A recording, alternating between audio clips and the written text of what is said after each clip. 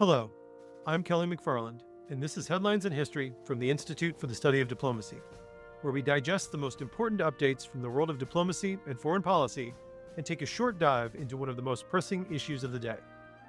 In this episode, we'll take a closer look at what's going on in Somaliland with the International Crisis Group's Omar Mahmood.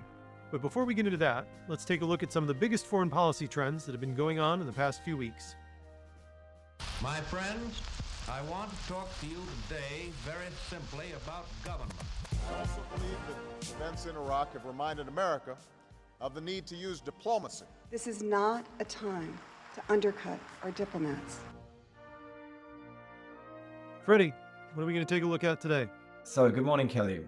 First, we're going to be talking about the Trump administration's cuts to USAID and foreign aid spending. And then we will delve into recent updates on the indictment of the Philippine vice president and on recent elections in Ecuador. Finally, we'll turn to our conversation with Omar Mahmood from the International Crisis Group about Somaliland's quest for international recognition. So, to start off with cuts to the United States Agency for International Development, on Donald Trump's first day in office, he signed an executive order pausing all foreign assistance for a 90-day review. The order effectively dismantled the U.S. Agency for International Development, moving it under the umbrella of the State Department. Trump also announced he wanted to reduce USAID staff from 10,000 to just 290. USAID works in 177 countries, funding programs targeting economic development, humanitarian assistance, public health, and peace and security. In 2023, USAID distributed over $43.8 billion, with the top recipients being Ukraine, Israel, Ethiopia, and Jordan. So, Kelly, why is USAID's work so important, and why is it being halted now?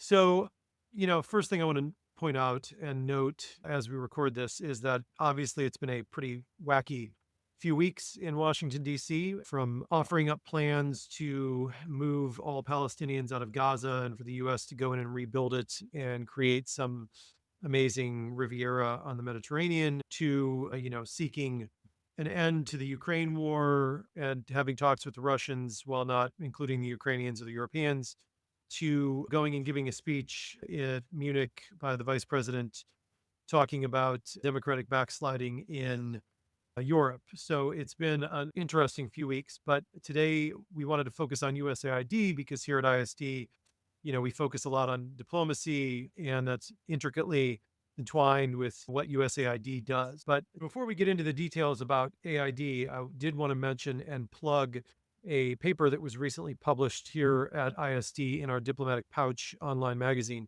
One of our non-resident fellows, a former ambassador to Tunisia, Gordon Gray, wrote an article recently on what impact foreign aid had on Tunisia.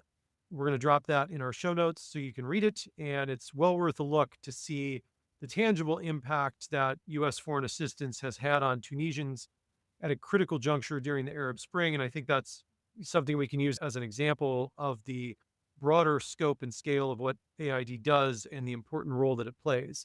But back into AID. So to back up a little bit, AID's been around for over 60 years. It was founded by President John F. Kennedy to surge foreign aid to developing countries, in large part to sort of win the ongoing Cold War against the USSR, try to get countries to back the United States. And this was what we today call soft power in many ways that we were using during the Cold War.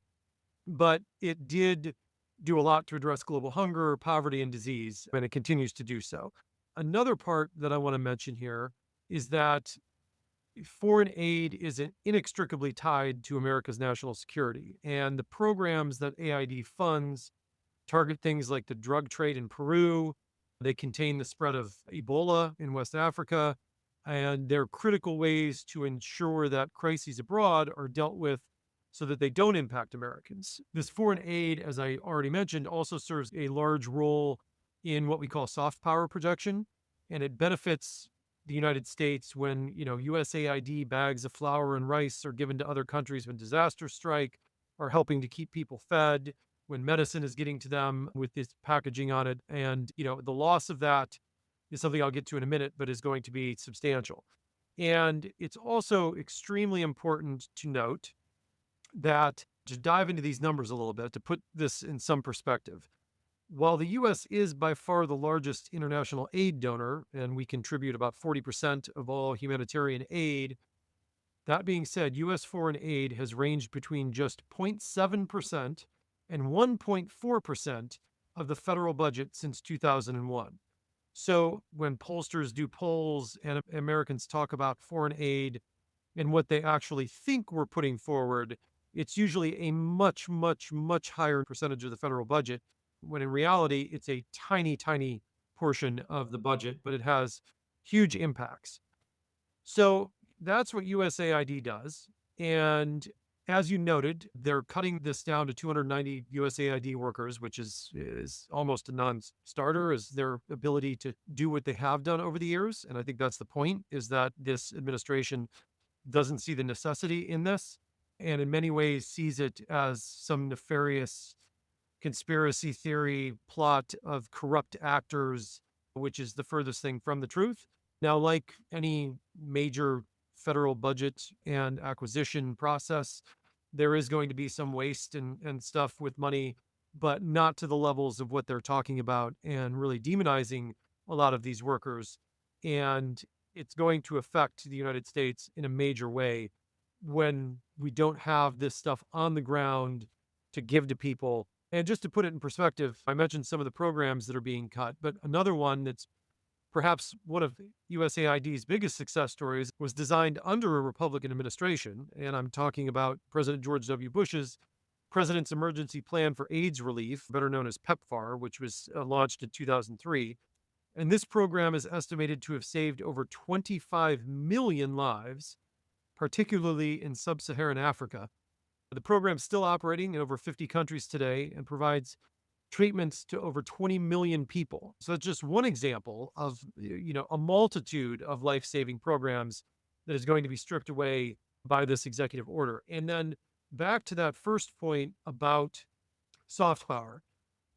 So one of the major things that's going to happen as we pull U.S. workers out of these countries and bring them back to the States is we're going to lose that American influence that's on the ground. And others, most notably Russia, but especially China, are almost certainly going to step into the void over the course of the coming months and years to provide that soft power and that aid and that assistance that the United States has been doing for over 60 years. And we might not see the effect that that's going to have on our geopolitical situation in the coming months, but over time, that is going to have a major effect. And it's also going to take an extremely long time to build that soft power back up if we can somehow, put a lot of these policies and programs back in place in the future. So, moving to the Philippines, where early this month, Vice President Sara Duterte became the first vice president in the country's history to be impeached.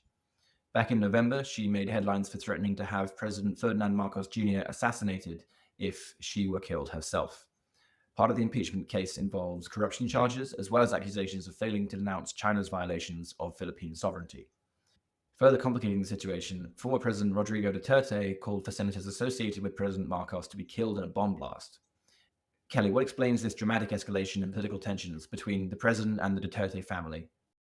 All right, so we're going to have to back up a little bit here and give some background on the players involved in this. So, the current president of the Philippines, Ferdinand Marcos Jr., if that name sounds familiar, that's because he is the son of former dictator Ferdinand Marcos, who was ousted in a 1987 pro-democracy revolution. Now, Sara Duterte, also, if the name Duterte sounds familiar, that's because her father, Rodrigo Duterte, was the president of the Philippines from 2016 until 2022.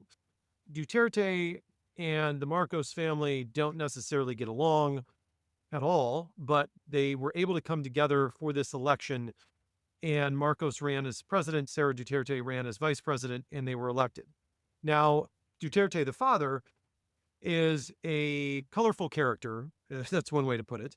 While he was president, even before he was president, he went on multiple tirades attacking politicians, judges, and police officers that he saw as obstacles to a brutal anti-drug crackdown that he implemented while president. Before that, he was a mayor where he had also implemented these sort of violent anti-drug crackdowns. He boasted that he had tossed people out of helicopters and things like that. So a very aggressive character, very bombastic.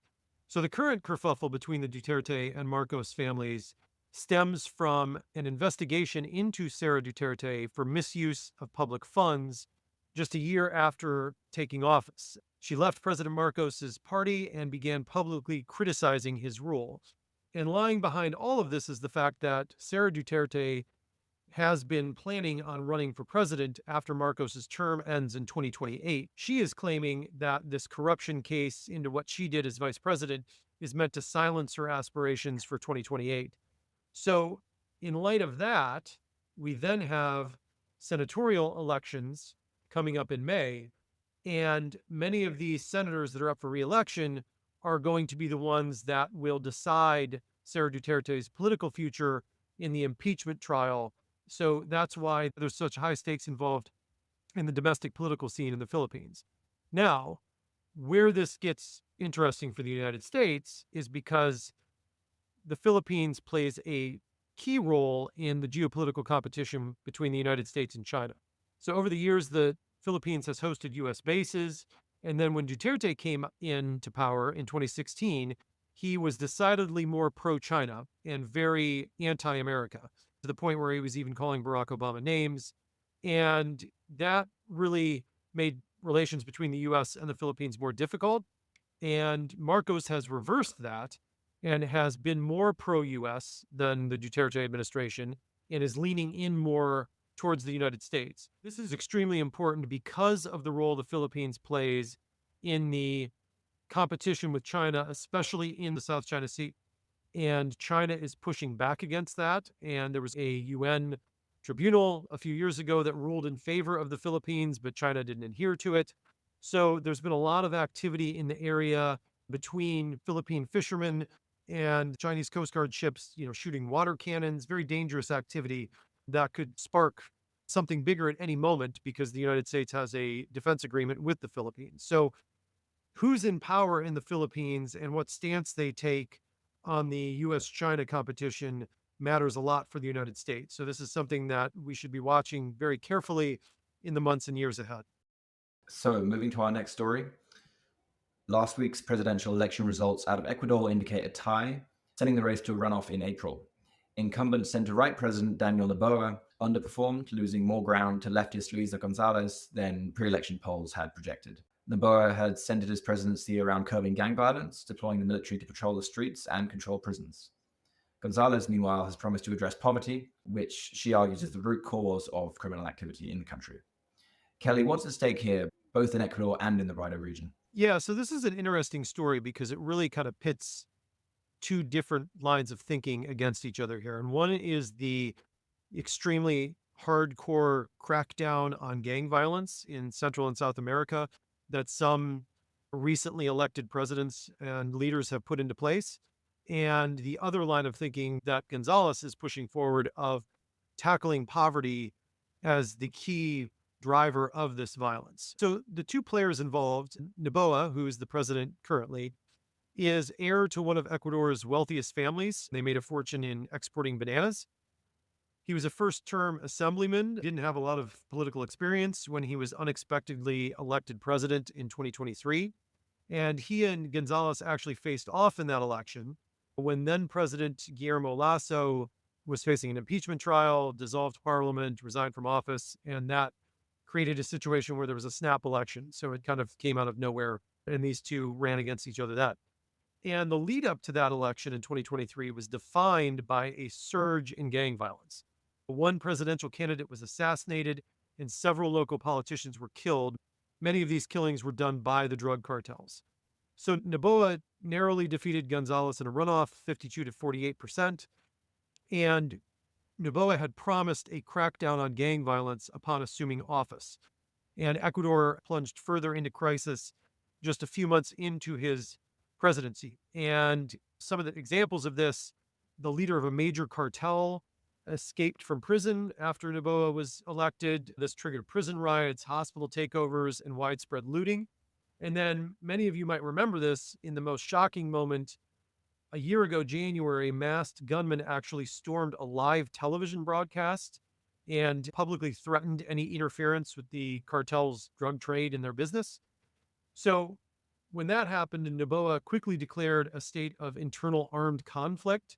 And in April of last year, the country backed his hardline approach in a referendum, which approved expanding military powers and harsher sentences for organized crime. Despite these more hardline policies, though, Ecuador continues to experience a great deal of political instability, and last month, violent deaths climbed to a 3-year high. So, a key figure that puts this all into perspective and something we want to keep an eye on moving forward is the homicide rate per 100,000 people in Ecuador. Noboa has touted a drop in the rate from 46.8 people per 100,000 in 2023 down to 38.8 in 2024. But if we zoom out, the important thing to keep in mind is that Ecuador's homicide rate in 2019 was only 6.85 per 100,000 people. So this demonstrates that the wider picture is one of a once relatively safe democratic country that has become politically unstable and unsafe for ordinary Ecuadorians. So ultimately, what's at stake with this election is basic security. Voters must decide whether to back Noboa's hardline approach of expanding the military and imposing harsher penalties for drug dealers, or backing Gonzalez's approach of tackling unemployment and poverty as the root causes of crime. So we'll keep an eye on this, and then also keep watching to see how things play out after the election once either Noboa retains the presidency or Gonzalez takes the reins. So that ends our news roundup. Now we move to our conversation on Syria with Omar Mahmood. As the senior analyst for Eastern Africa at the International Crisis Group, Omar conducts field research, provides written analysis, proposes policy recommendations, and engages in advocacy efforts. Omar has previously worked as a senior researcher focusing on the Horn of Africa for the Institute for Security Studies in Addis Ababa, and as an international consultant covering Boko Haram and the Lake Chad Basin. Prior to that, he obtained his master's degree from the Fletcher School at Tufts University and served as a U.S. Peace Corps volunteer in Burkina Faso. Let's listen to the conversation.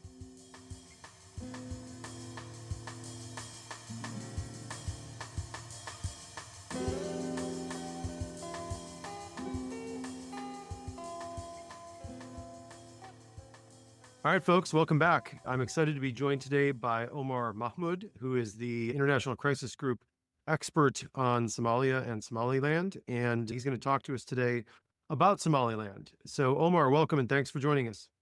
Thank you, Kelly. Somaliland isn't necessarily a topic that's known by that many people out there. So, can you give us a little bit of a background on Somaliland, what it is, how did it come to being, and what's its historical relationship with Somalia? So Somaliland's located basically in the northern part of the Horn of Africa, astride the Gulf of Aden. And it basically came into being. It was a distinct colony, a British colony, while the rest of Somalia was an Italian colony. And other parts of the region where Somalis inhabit were divided amongst Djibouti, Ethiopia, and Kenya.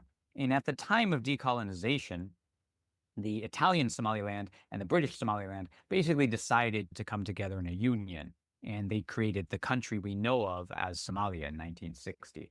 And this was kind of a stepping stone to this idea of Greater Somalia, where all of the Somali-speaking parts of the Horn of Africa would unite and come together. For various reasons, the other parts, never came to be. There was even wars fought between Somalia and Ethiopia about this, and insecurity in Kenya as well, but it never really happened. So this was the first step with Somalia and Somaliland coming together, but the other parts didn't happen. And so this union suffered issues right from the very beginning. Those from the Somaliland part complained that they were marginalized. Somalia eventually came under military dictatorship, and there was a civil war to overthrow that. And so at the time of that civil war in Somaliland, some forces there had more or less liberated that part of the territory. And when the government collapsed in Mogadishu, they declared their independence. They said, we're no longer part of this. We're canceling our union. And this was something, of course, Somalia rejected. There was no government really in Somalia for about 2 decades. But when a new one kind of emerged in the early 2000s, they rejected this. And so that's why we are in this limbo state. So Somaliland has basically secured its territory. It's established a government and institutions. Somalia doesn't recognize any of this, but doesn't really have any physical control over it. And so it's a bit of this limbo situation. Yeah, and Somaliland just had presidential elections at the end of last year and had a peaceful transfer of power. Why is this significant? And how does that speak to Somaliland's relative stability compared to the rest of the region? And do you think this bolsters some of their independence claims? One thing Somaliland has done well is premise their claims to international recognition on the practice of good governance and democracy. And so they've held a number of elections within the country and at the presidential level, at the parliamentary level, at the local district level. So this was the latest of those elections. They've really tied some of the independence aspirations to this model, this democratic model, and arguing because they're stable and democratic, they should be rewarded. However, these elections were very tense. They came after 2 years of delay, and many of the election cycles in Somaliland have wound up being delayed. But I would say internal tensions have been rising for a couple different reasons. And so it was also a mark to overcome those tensions and hold this election without major repercussion. But within the territorial confines that Somaliland claims, you have a few different groups and communities. You have one called the Isak, which tend to dominate Somaliland. And then on the eastern and western fringes, you have other communities whose participation in this project is much more ambivalent. And so this election, we had tensions on both the fringes, but also within that dominant community, that tensions that have been rising for political reasons within the country. So there were 2 years of delays, and at points during those delays, there was a lot of tension and even some violence internally. So it was a serious test once again. But Somaliland did overcome this. And I think in part, why Somaliland's been able to do that is because it has this independence aspiration. Individual politicians tend to at times subordinate their personal ambitions for this wider goal. And the wider goal is to gain recognition. So I think in some ways that helps keep in check some personal ambitions, which otherwise might flare up. And so Somaliland's remained stable and did have a useful election process. It did pass along well. It did result in a change of administration. But of course, there are still other layers below that and other fault lines within Somaliland. Yeah, and you've mentioned the violence in Somalia, obviously, over the last decades, and regionally. You mentioned it as far as tamping down violence ahead of the delayed elections, but overall, over the years, do you think this drive for independence by the majority of folks in Somaliland is what has staved off violence creeping into the country from around? Is that the main reason, or are there other things at play here? Yeah, I think it's a couple of factors. First of all, if you look at kind of the emergence of Somaliland in the early 1990s, essentially there was a series of agreements within the country led by mostly clan elders. Somalia is a clan society, so there's a lot of different communities within that. And this is true in Somaliland as well. So there was a series of agreements that kind of brought together different communities and different clans, politicians as well. And these agreements form the basis of some political settlement. Within Somalia in the south, you don't have that same level of political settlement there. And so that's one key distinction. And Somaliland was then able to build institutions on top of that political settlement, its governing institutions, its security institutions. And so it just gave it a bit of a stronger base. The other aspect I do think is what we've talked about is that there is some sort of national cause, national driving ambition, and that is the recognition. Again, in Somalia, what you had is basically a government that was formed in exile that was also recognized immediately. So they didn't have to work as much to deepen their legitimacy internally within the country. And I think that's been a key issue. So I think that's where Somaliland's had some advantages and explains kind of the difference today. But of course, I think we have to also recognize that the picture in Somaliland is a little more complicated because there are communities that still don't buy into the Somaliland project. And particularly in the eastern part of Somaliland. And, over the past couple of years, there's even been a war that's been fought in this area where some communities have said, look, we actually don't want to be part of the Somaliland project. We fall within the colonial boundaries that Somaliland claims, but socially we feel more part of Somalia itself or other regions there. And so Somaliland hasn't been able to properly deal with that, and that's why it led to violence. So, I think there's still a number of challenges within Somaliland that challenge its unity, that challenge its sort of track record here. But it has comparatively to the region, been able to develop some institutions and a degree of democracy that's hard to match elsewhere. Yet they still, are striving for independence and recognition on the international stage. So where does that stand, and how does Ethiopia play into this? So no country has still recognized Somaliland. But the difference in the last couple of years is Somaliland's been able to attract some engagement from external actors. So we've seen a big investment from the United Arab Emirates into their port of Berbera on the Somaliland coast. And now we saw over the last year an agreement between Ethiopia and Somaliland. And so this agreement was basically that Ethiopia would recognize Somaliland in exchange for sea access. Ethiopia is a landlocked country. They're looking for commercial access, but they're probably also looking for naval access to be a security player within this wider Red Sea arena. And this is something that their Prime Minister Abiy Ahmed has talked about for quite some time. And so he found an outlet in Somaliland. This stirred up a whole host of tensions within the Horn of Africa. Of course, Somalia was adamantly against this. They rallied a lot of their partners at the international level, at the regional level, within international organizations to put pressure on Ethiopia not to go through with the agreement. Turkey wound up mediating between Ethiopia and Somalia at the end of last year.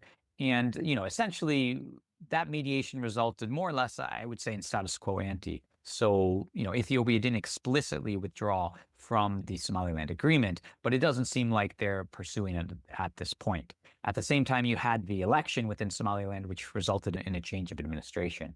Part of this deal was, yes, it was an Ethiopia-Somaliland agreement, but it was really a personalized agreement between the leadership of both countries that also had some domestic political calculations at play. For the Somaliland president, Musa Bihi, he was the one who had overseen this war in the east of Somaliland, which actually they lost some territory. So he could then flip that and say, look, I brought recognition to Somaliland through this agreement. And so I think that was a key part of it. But with the change of administration, that also meant sort of a change in political calculations. So I think that's more or less on pause for now. It could very well come up again, though, because essentially with that agreement, the wider picture there is it sort of intertwined two key unresolved dynamics in the Horn of Africa that have gone unresolved for decades. And one is, what is Somaliland's status? No one has recognized it, and everyone's defaulted to the idea that first Somalia and Somaliland would come to some sort of agreement, and then that would pave the way forward, whether that was recognition or reintegration. Ethiopia's agreement sort of ended that norm. And then the second is Ethiopia's question around sea access that it's been talking about for quite some time. So I do think we've overcome those initial tensions from the last year, but I think the wider questions remain unresolved. So where does the U.S. fit into this, especially in light of the new Trump administration and perhaps changes in U.S. policy? So the United States is an interesting player here because basically Somaliland has become a cause célèbre in parts of the conservative foreign policy establishment. Even if you look at the Project 2025 document, it was very short on details when it came to Africa. But one thing it argued was recognition of Somaliland. And I think there's two key reasons for this. One is geopolitical. So Somaliland opponents argue it's a very geostrategic location. Again, it's astride the Gulf of Aden, which leads into the Red Sea, which is a very crucial maritime passageway that's also come under attack, under threat over the past year. And it's viewed as a good alternative for the United States to have a military presence to where they currently have it, which is in Djibouti. And the idea here is Djibouti is so close to China. They also host a Chinese base. There's a lot of Chinese investment in Djibouti. And so it's viewed because of that as maybe an unreliable partner. And so shifting to Somaliland could offer the U.S. some benefits. I think the second reason for this is frustration with Somalia itself. The U.S. has been a big backer of the Somali government for years, really decades, mainly because of the counterterrorism frame, so the war against al-Shabaab. The U.S. has viewed al-Shabaab as a terrorist actor, which is a threat to the region, and therefore supported the Somali government quite strongly in trying to counter it. But that war has gone on for 15 plus years. A lot of people are asking questions about effectiveness and results there. And so I think part of this is tied to frustration with the U.S.'s Somalia policy as well. And it almost kind of reflects a wider frame, which is, I think the U.S. has moved from less about the global war on terror and more about global power competition. And so this idea of moving from Somalia to Somaliland almost mirrors that framing because you're moving from a counterterrorism first approach, which was the backing of Somalia, more to a counter-China approach, which would be engaging Somaliland in order to move from Djibouti.